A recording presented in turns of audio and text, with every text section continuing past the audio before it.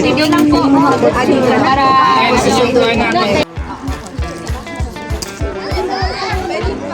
Dun tayo. yung tatlo dito, sinong naka-assign na yung Bangkerohan. Borok Ono Santan. Purok Uno, Santan. Ayan, may nalagay nyo na sa ano. Basta pagkatapos ng lahat ay susunduin tayo ng bus. Dito sir, magkikita na. Bas, andyan lang sa labas. Oo, nasa bus na. Punta.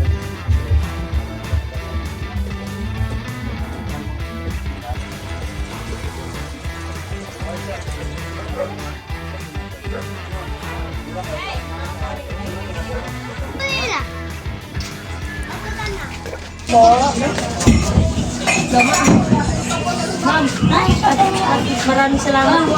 Salamat po dito kayo sa amin. Thank you. Thank you. Sige. Ito sa me.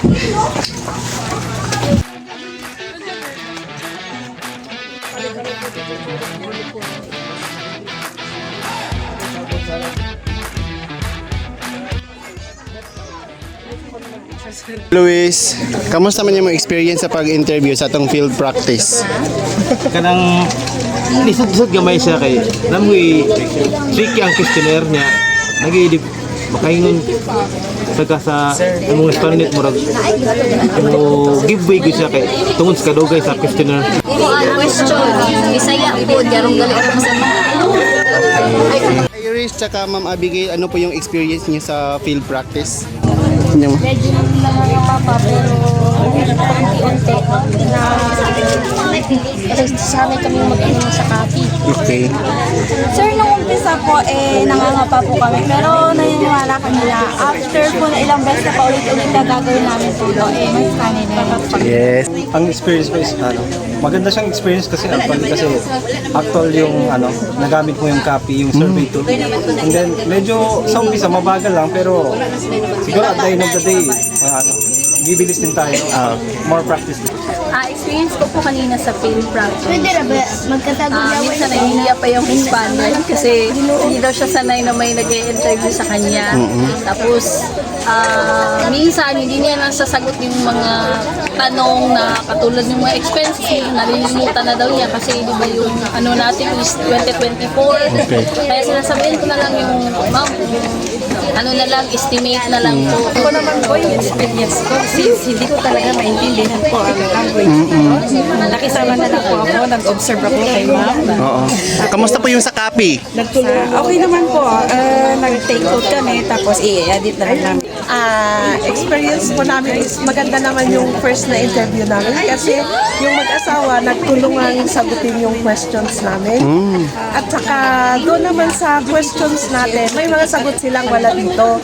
Wala pang specify or walang choices. Okay. Kaya ninote namin para i-discuss doon sa atin. Okay. Yun lang. At saka ano naman, accommodative yung